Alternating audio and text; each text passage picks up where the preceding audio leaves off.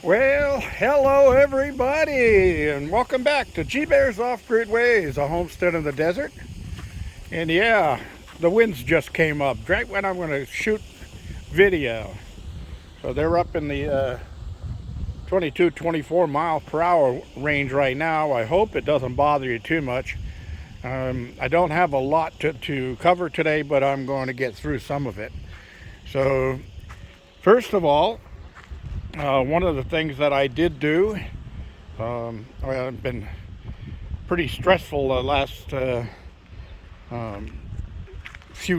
for this week anyway, um, because of unforeseen circumstances and crooked lawyers. Money has gotten really tight, and of course, um, Sherry, the secretary's mom, passed away. I hope you all drop a prayer for her. Um, so she hasn't been able to assist with the dogs. I'm down to 3 dogs now: Doggy Daddy, DOG, and Patches. The other dogs have taken off with the little hussy that they've been seeing and haven't come back in a couple of days now, so don't know what that's going to turn out to be. But I've been spending my money that I need for myself on taking care of dogs. And we are now in the black flies, the flies that really irritate everybody. They're the ones all over the place now, and the grasshoppers are at a minimum, but the moths are also not the big gypsy moths, but the little white moths. They're starting to come around, and I found a couple of cutworms in my garden. And of course, they've been staying away from the tomatoes because of the basil that's growing there. But they got to a couple of my corn stalks and a couple of my bean stalks. So I'm going to go in there tomorrow with some diatomaceous earth and a sifter, and I'm going to sprinkle that all around those plants, because that dehydrates those little burgers, and the other ones are the pill bugs, or what some people call roly-polies, or potato bugs, or anything like that. Diatomaceous earth is good for that because it dehydrates them and kills them. So that's where I'm going. Nice thing about diatomaceous earth is it won't hurt me if I end up with a little bit of it on my plants. It's not a toxic chemical. So here's the birds, and one of the things I had to do, I think we can see it from here. You see the feed is in a hanging bucket right now.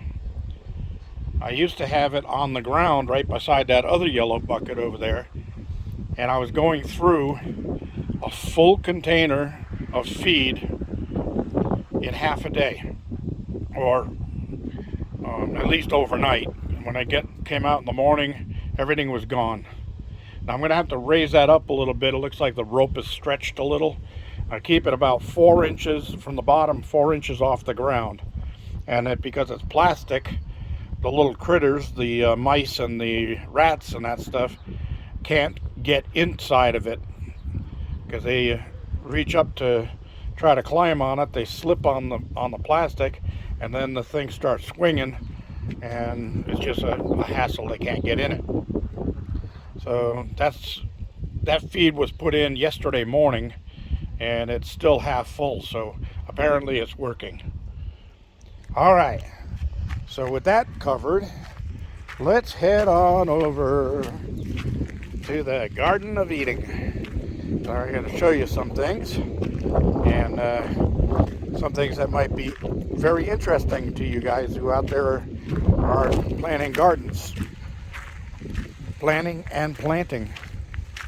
So, yeah, I'm just taking my time here because I've got flip-flops on, and that's another thing I could have showed you is on one of my flip-flops, the the part that goes through right there, goes through the flip-flop where you goes between your toes.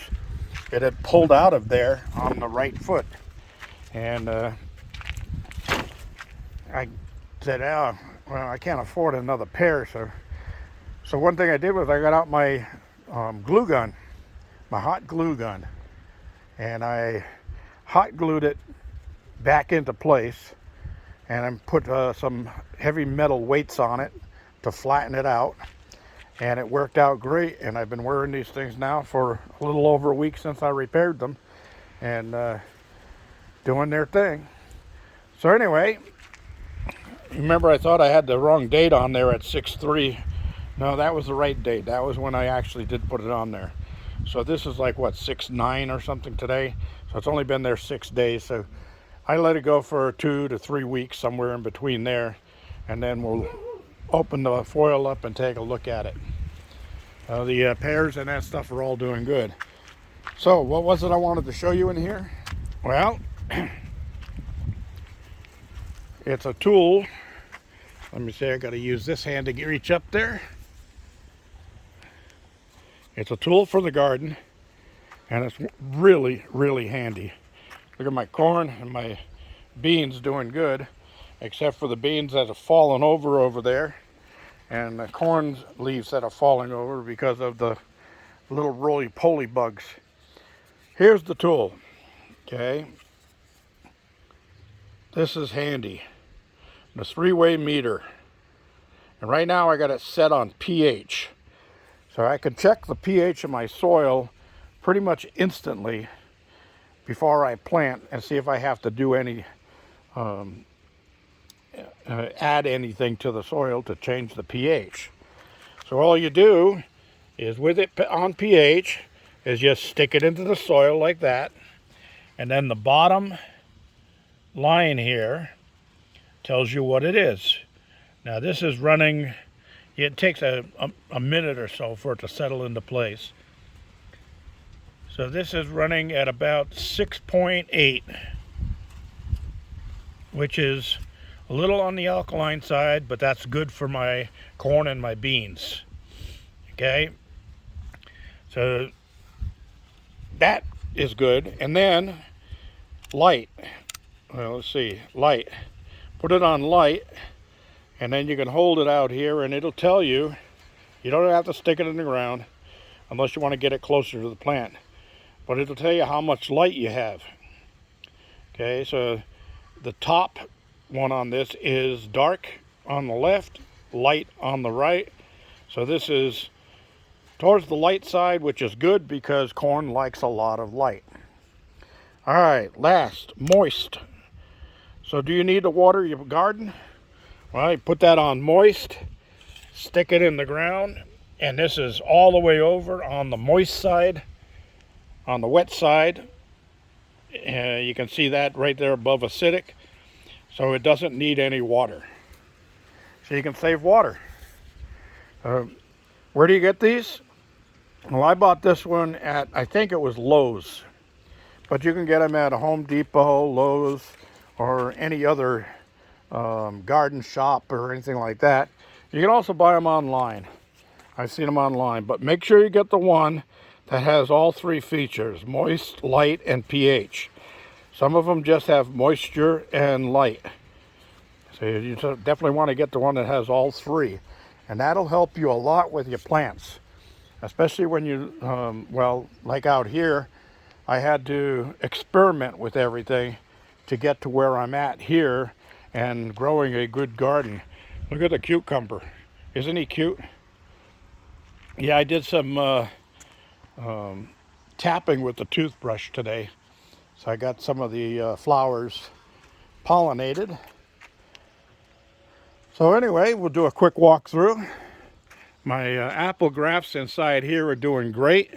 I did cut some of the branches out of the way here so that I can get more light on my corn.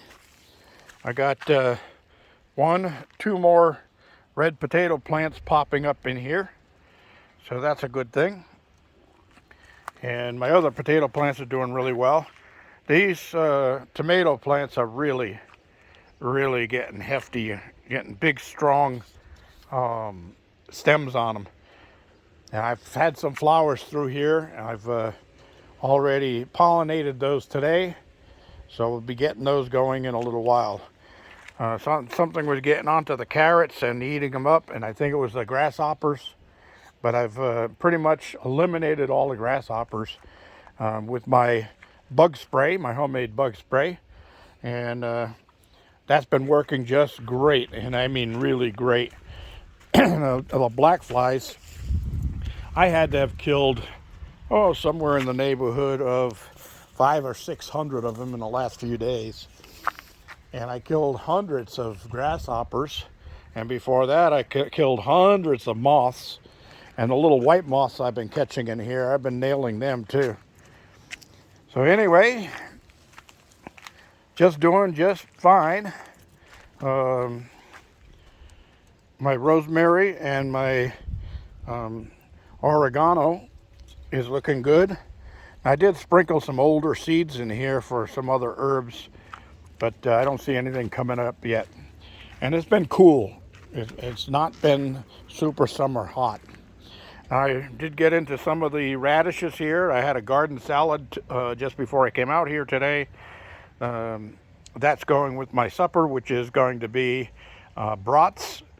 And I'm making up some honey horseradish mustard for a dip. Give it a little zing. And I think I'll have a flour tortilla with that. But I also have some Australian red wine that I'll be drinking along with supper. So my cantaloupes, they're growing, they're coming up, but I'm gonna have to check. I should have brought the meter here instead of putting it back. And I think this little area here is dry. For some reason, it really seeps out of here fast. My trees are all doing good. I've got some figs. I got some figs coming out on my fig tree. See them right down there?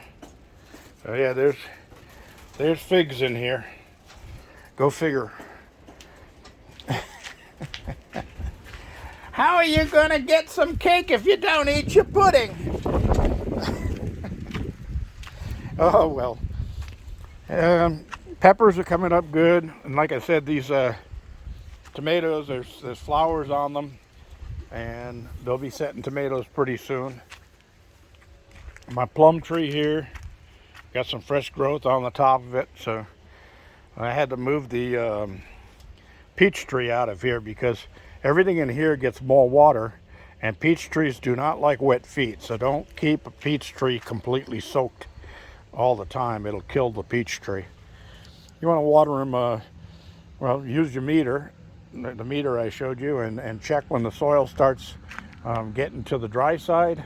Add a little bit of water. I see some grasshoppers up there in the screen.